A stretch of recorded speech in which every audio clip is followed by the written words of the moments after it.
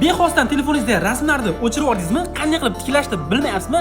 Videoni oxirigacha ko'rsangiz qanday qilib tiklashni o'rgataman. Buning uchun shu videoga bir dona like, podpiska esdan chiqmasin va bu videoni yo'qotib qo'ymaslik uchun eng yaqin do'stiga jo'natib qo'ying. Bir kun kelib sizga juda kerak bo'lib qolishi mumkin.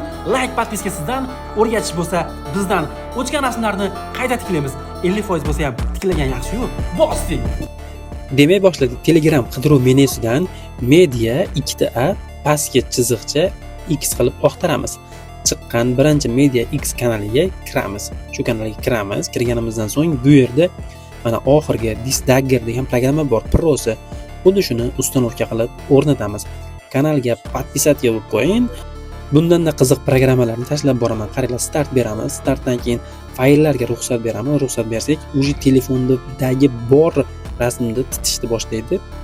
Borini shu yerga chiqarib beradi. Ha, aytgandek, bu programma to'liq ish bermaydi. O'rtacha